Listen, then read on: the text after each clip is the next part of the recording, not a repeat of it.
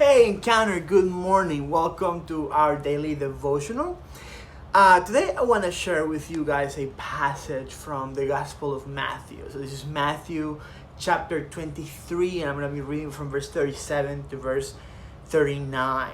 So, this is basically just so you know that Jesus is on his way to Jerusalem for what's going to be like the beginning of the end of his ministry. Like this is Jesus to Jerusalem, and if you're familiar with that last week of Jesus walks in and he's received as a king, and then he clears the temple, and eventually, he gets betrayed and arrested and crucified. And kind of like as he's going into Jerusalem, there's this passage on Matthew 23. Jerusalem, Jerusalem, you who kill the prophets and stone those sent to you. How often I have longed to gather your children together as a hen gathers her chicks under her wings. And you were not willing. Look, your house is left you to desolate. For I tell you, you will not see me again until you say, blessed is he who comes in the name of the Lord. The story here is that Jesus is going to Jerusalem, and he's kind of like alluding to something, and is that the people of Jerusalem for the most part are going to reject Jesus, and Jesus knows that rejection is going to eventually kind of like set off a series of events that ends up with the destruction of Jerusalem a few decades later. And if you know anything about the story, Jesus resurrects, and eventually like Christianity moves out of Jerusalem, and a few years later there's this big uprising of the people of Jerusalem, and the Roman Empire comes to crush it and just like levels the city to the ground. And that's kind of like what Jesus is alluding to. And I've always found this passage interesting because Jesus is kind of like alluding to a judgment that's going to come to the city of Jerusalem. But I want you to notice the tone with which he's alluding to this judgment. He says, Jerusalem, Jerusalem, you kill the prophets and send those who sent to you. How often I have longed to gather your children together as a hen gathers her chicks under her wings. Do you read that language? Because that language is a language of love. And that language is a language of compassion.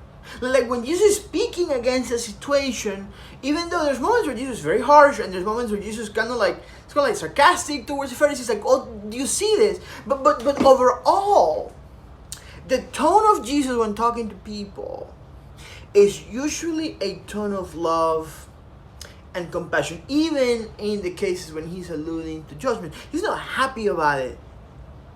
He's heartbroken because of what he knows is about to happen. And I share this because, as we're talking about all these issues about race and justice, and, in light of the sermon that we heard on Sunday about the idea of like love being like the engine of everything, like the love of God being like the centripetal force that like moves like the work of justice and peace that we do in the world. In light of that,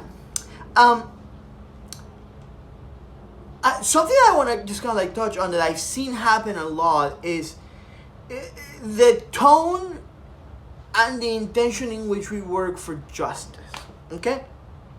Because what I've seen is, and please forgive me for speaking in some generalities, like might not be specific, but I actually think that it might be, right? There are some divisions along generational lines. There are some divisions along cultural lines, particularly when it comes to this topic. If you grew up in a particular way, chances are that, your family members, your friends, people that you grew up with, other people that kind of like lean a particular way about this topic, and that, maybe you're more progressive and you lean a different way about this topic. And what I've seen is so much of the arguments on social media, particularly about issues of race, can be sometimes laced with anger, with resentment, with condescension, with bitterness. So we're talking about, making an argument for racial justice, right? And speaking out for our black brothers and sisters and our black neighbors. And we're making arguments with people that we've had other arguments in these last 4 years about other issues, maybe political issues, maybe cultural issues. We're making arguments with people that we have maybe past trauma because of how they raised us, or maybe issues about things that we haven't forgiven them for, or things that happened in lives that they did. And what happens is that all of that kind of like gets mixed up in the same cocktail. And we end up, first of all, talking past each other all the time because none of our intentions are pure. And a lot of times we're using this particular issue right now as a stage to work out other issues that we have within each other. I don't know if that makes much sense, but basically the same people that we've had fights over cultural issues or other political issues throughout the years, now we're having these fights, particularly on social media, particularly in family gatherings, if we ever have those again, Thanksgiving dinners, all sorts of things. And it's all mixed. And what I want us to be mindful of is that if we're the people of God, and if we want to do justice, not only to the cause of Christ, but also to neighbors. We're not, there is a level in which we could hijack the cause of speaking out for racial justice to work out other unresolved issues that we might have with people. And there's an inherent danger in that.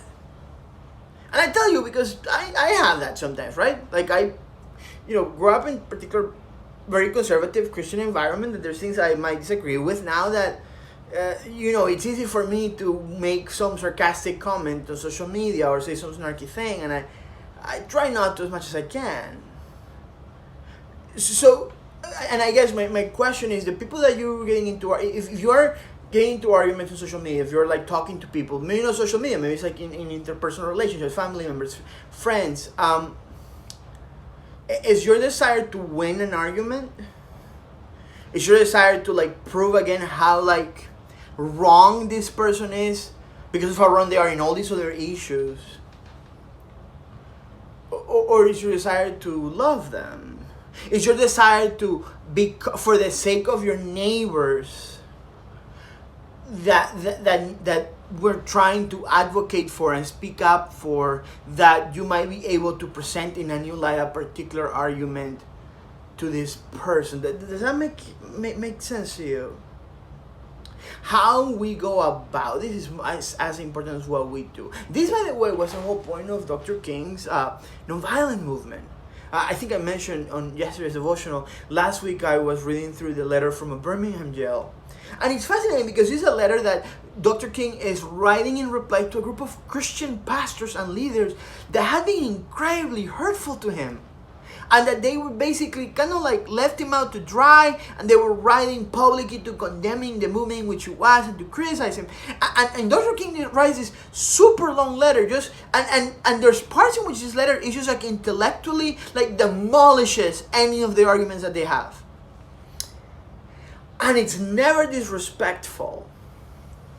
And at the end of the letter, Dr. King makes his point of how much he loves his people and how much he longs to see them face to face. You see what I'm saying? There's a way in which the conversations that we have about justice should be centered in love. And it doesn't mean that we have to have perfect relationships with other people, but at least I think that we should ask ourselves what our intentions are. Are we having these fights? Are we having these relationships because we want to win?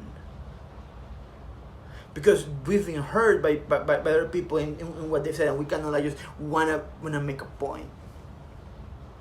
Or is that heart that we see in Jesus in this passage, that even to the last minute, where he has his compassion, where he has his love, and doesn't stop him from telling the truth, doesn't stop him from speaking up against the things that need to be spoken up. He's about to go into the temple and flip upside down the tables and clean it and use a whip like that. Those things are not mutually exclusive, but the heart of Jesus in all of this is still love and compassion.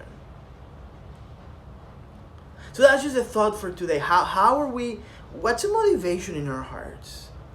if and when we get into arguments, are we looking down on people? Are we thinking that we're better than other people, that we're more educated than other people, that we're more enlightened than other people? Do we want to win for the sake of winning? Do you want to win to prove a point? Do you want to win to just show them how wrong they feel about everything else? Or are we moved by love, or are we moved by compassion? And it's justice the thing that motivates us, because in the work of God, in the work of justice, motivations matter. Tone matters. Intention matters. And the intention of Jesus, the tone of Jesus, the motivation of Jesus, it's always pure and it's always good. So may we as a people of God also have a pure heart and pure intentions and pure motivations in how we go about this conversation. I want to invite you to pray with me today. Dear God, we come before you really convicted, Lord. Convicted because it's so easy to fall into this, right? It's so easy to fall into letting whatever unresolved issues are in our hearts to work themselves out in yet another cultural division issue. We don't want that, God. We want to be a people of compassion. We want to be people of love.